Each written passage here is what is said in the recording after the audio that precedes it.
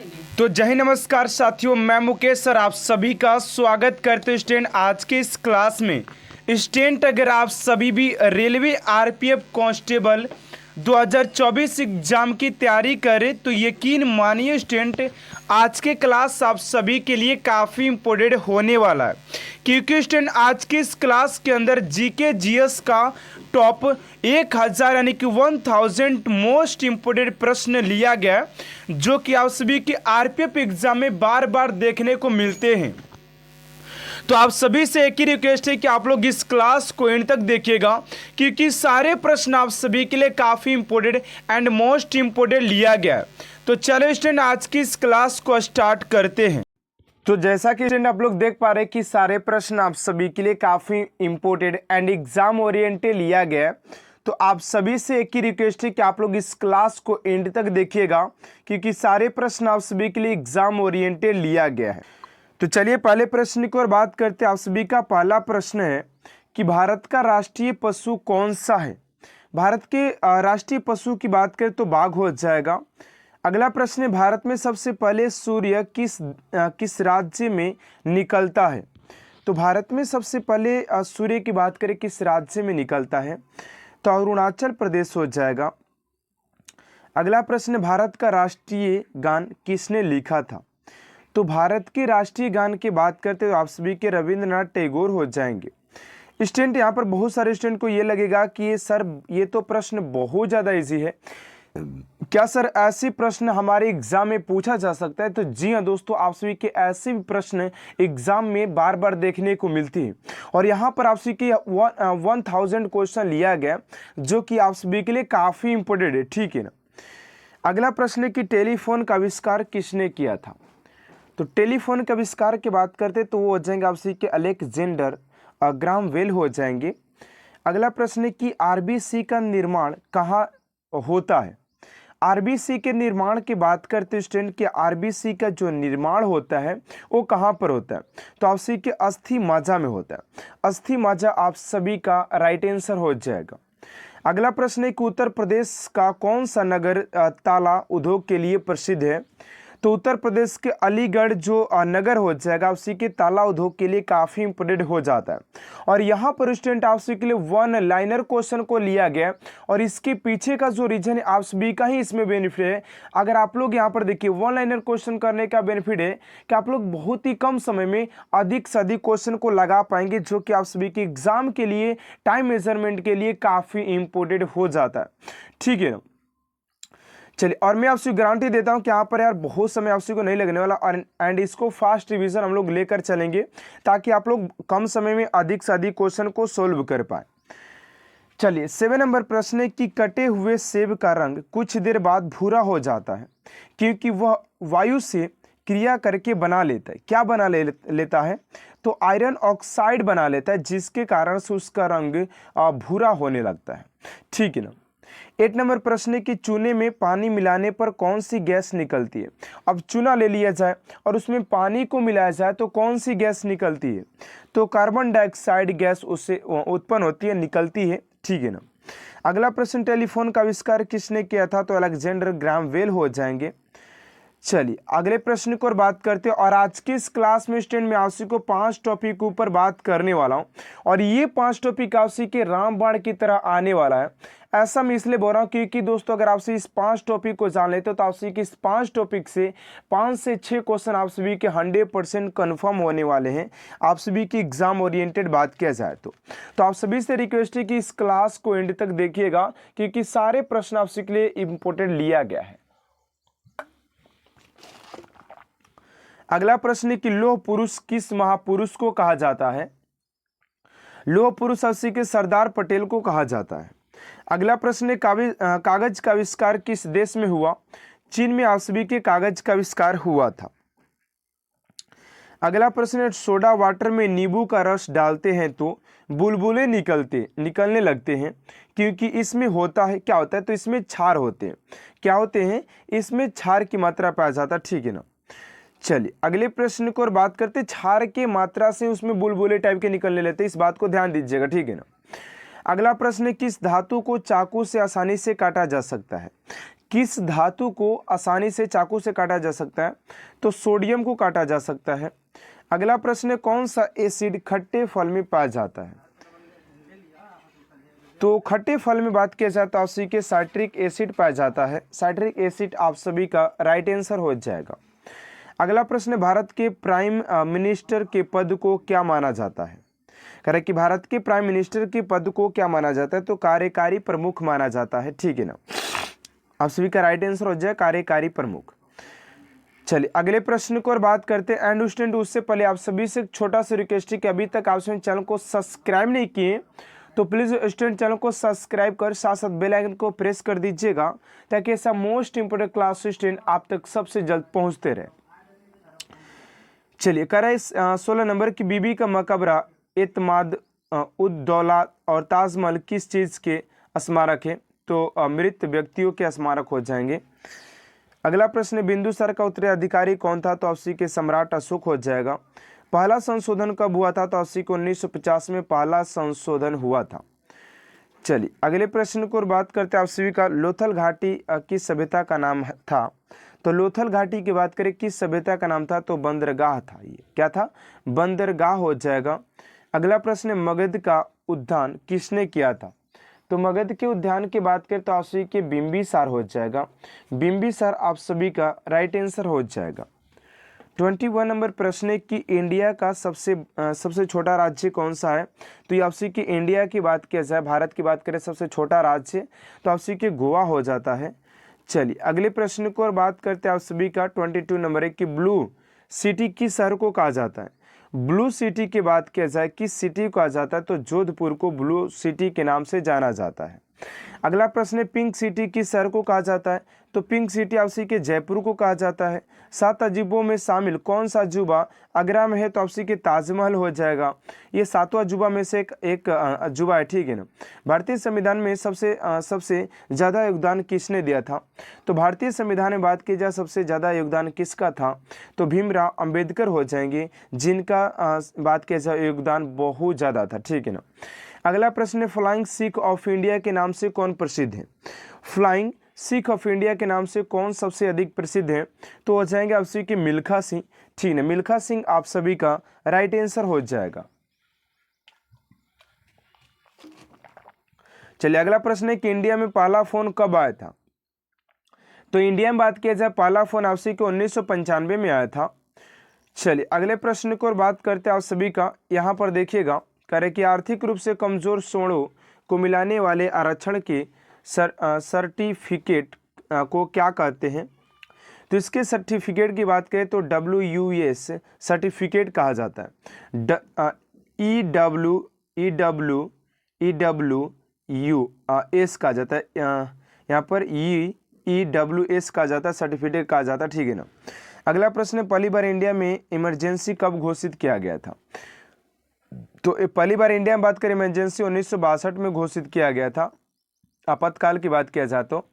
अगला प्रश्न, पत्रकारिता के क्षेत्र में बेहतरीन योगदान के लिए कौन सा अवार्ड अंतर्राष्ट्रीय स्तर पर मिलता है? तो आपसी के पुलिजर प्राइज दिया जाता है, पुलिजर पुरस्कार दिया जाता है, जो कि काफ़ी इंपोर्टेंट है भी प्रश्न आपसी के लिए। अगला प्रश्न, 1938 में भारतीय राष्ट्रीय कांग्रेस के अनुरोध पर राष्ट्रीय योजना समिति बनाई गई, उसके अध्यक्ष कौन थे? तो उसके अध्यक्ष थे आप सभी के जवाहरलाल नेहरू हो जाएंगे। जवाहरलाल नेहरू आप सभी का राइट आंसर हो जाएगा। अगला प्रश्न, भारतीय मुसलमानों के लिए पृथक राज्य हेतु पाकिस्तान शब्द का प्रयोग सर्वप्रथम किसने किया था? चौधरी रहमत अली ने पहली बार पाकिस्तान शब्द का उच्चारण किया था, सर्वप्रथम बताया था, प्रयोग किया था। चलिए अगले प्रश्न को और बात करते हैं। 33 नंबर है कि मोहम्मद अली जिन्ना को हिंदू मुस्लिम एकता का दूत किसने कहा था? तो ये जाएगा उसी के सरोजिनी नायडू। अगला प्रश्न, भारत छोड़ो आंदोलन कब प्रारंभ हुआ था? तो भारत छोड़ो आंदोलन की बात करते तो 9 अगस्त 1942 को हुआ था। अगला प्रश्न, भारत छोड़ो आंदोलन का प्रस्ताव आलेख किसने बनाया? तो ये आपसी के आलेख जो बनाए थे वो हो जाएंगे आपसी के महात्मा गांधी। चलिए अगले प्रश्न को और बात करते हैं। 36 नंबर है कि महात्मा गांधी को अर्धनग्न फकीर किसने कहा था? तो महात्मा गांधी को अर्धनग्न फकीर किसने कहा था? तो राइट आंसर हो जाएगा उसी का चर्ली, ब्रिटिश प्रधानमंत्री ने कहा। चलिए अगले प्रश्न की ओर बात करते हैं। आपसे कह रहे हैं कि कैबिनेट मिशन योजना कब बनी थी? तो कैबिनेट मिशन योजना की बात करते तो आप सभी की 1946 में बनी थी। अगला प्रश्न आपसे का कि 1946 ईस्वी में गठित अंतरिम सरकार की कैबिनेट की अध्यक्षता किसने किया था? तो राइट आंसर हो जाएगा आप सभी का जवाहरलाल नेहरू के द्वारा किया गया था। चलिए अगले प्रश्न की ओर बात करते हैं। आपसे का 39 नंबर प्रश्न को 1946 ईस्वी में बनी अंतरिम सरकार में राजेंद्र प्रसाद के पास कौन सा विभाग था? तो राजेंद्र प्रसाद की बात करें, डॉक्टर राजेंद्र प्रसाद के पास ये खाद्य एवं कृषि का विभाग था इनके पास, ठीक है ना। अगला प्रश्न, भारत एवं पाकिस्तान के बीच सीमांकन किसने किया? तो आपसी के सर डेफ क्लिफ हो जाएंगे। अगला प्रश्न, बैंक राष्ट्रीयकरण दिवस कब मनाया जाता है? तो बैंक राष्ट्रीयकरण दिवस की बात करें तो 19 जुलाई को मनाया जाता है। अगले प्रश्न को और बात करते हैं 42 नंबर की, बेरिंग जलडमरू मध्य किन दो देशों के मध्य है? तो अमेरिका और रूस हो जाएगा। अगला प्रश्न, डोनाल्ड ब्रेडमैन किस खेल के महान खिलाड़ी थे? तो ये आपसी के क्रिकेट के महान खिलाड़ी हुआ करते थे, ठीक है ना।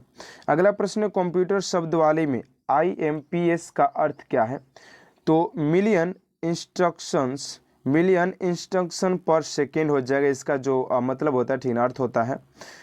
चलिए अगले प्रश्न को और बात करते हैं। आपसी का 45 नंबर है कि CPU के संबंध उपकरणों को जिसे कंप्यूटर एक्सेस कर सकता है कहलाते हैं?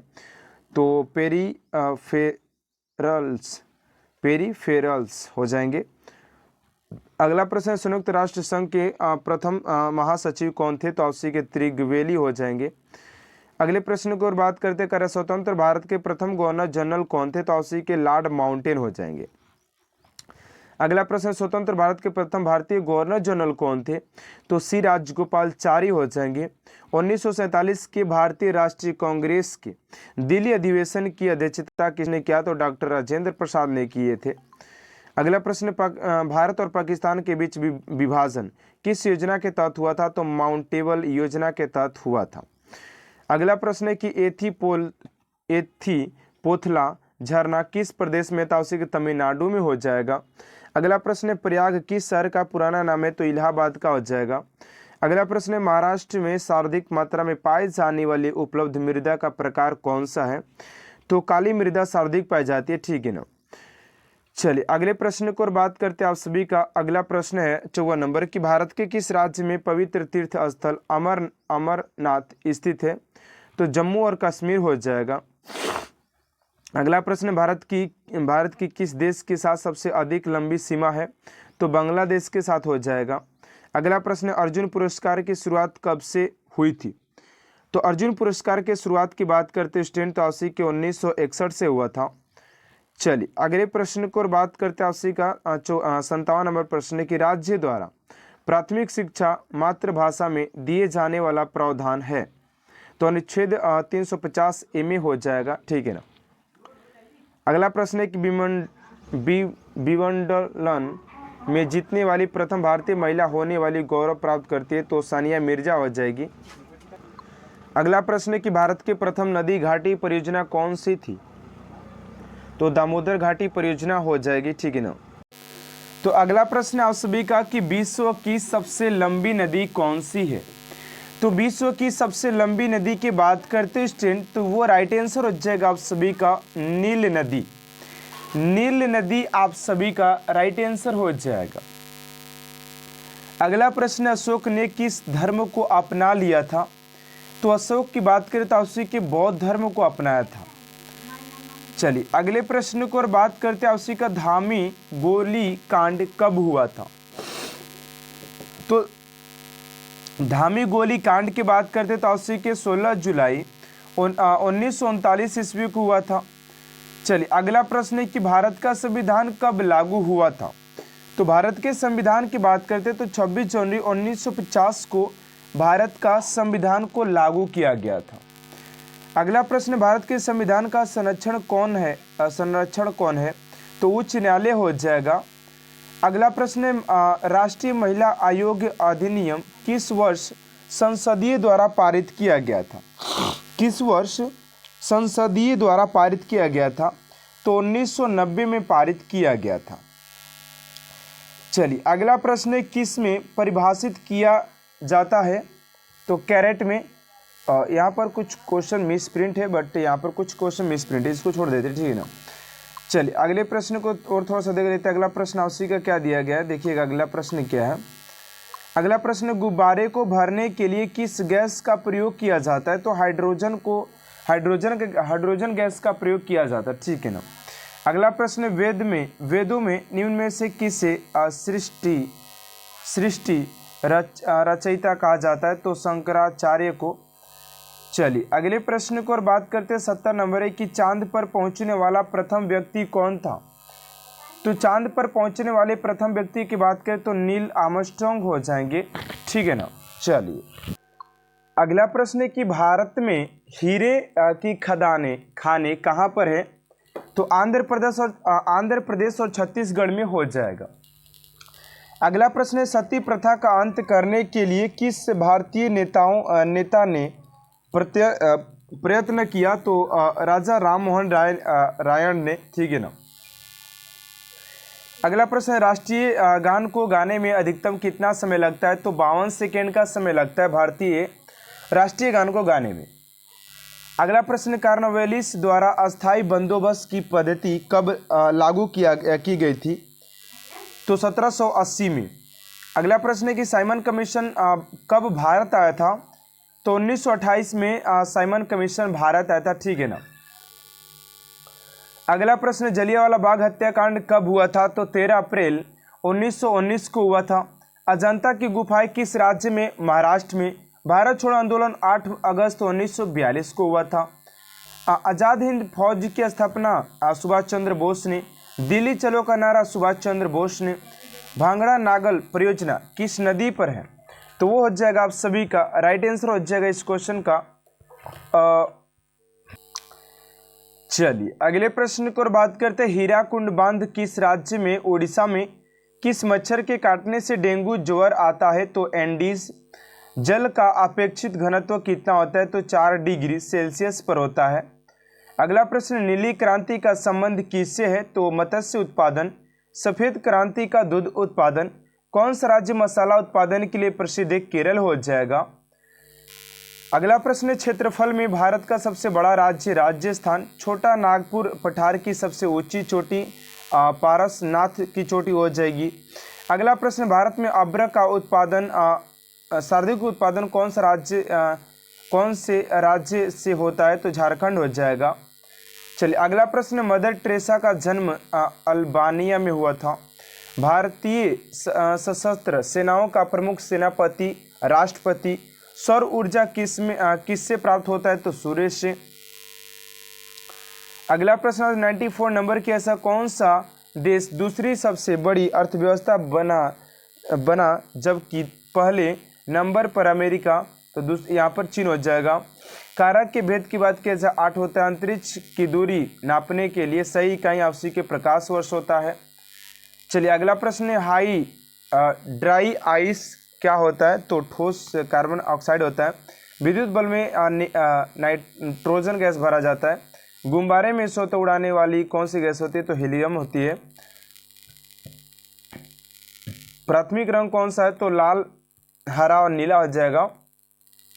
तो आज की क्लास को स्टूडेंट यहीं तक एंड करते हैं और आज की क्लास में हम लोगों ने सिर्फ 100 क्वेश्चन को कवर किया है एंड बाकी क्वेश्चन को हम लोग नेक्स्ट क्लास में उसको कंप्लीट करने वाले। तो स्टूडेंट आज की क्लास आप सभी को कैसा लगा कमेंट बॉक्स में जरूर बताइएगा। अगर आप सभी को क्लास अच्छा लगे तो प्लीज चैनल को सब्सक्राइब कर साथ साथ बेल आइकन को प्रेस कर दीजिएगा ताकि ऐसा मोस्ट इंपोर्टेंट क्लास स्टूडेंट आप तक सबसे जल्द पहुंचते रहे। तो मिलते हैं नेक्स्ट क्लास में student. Thanks for watching my class.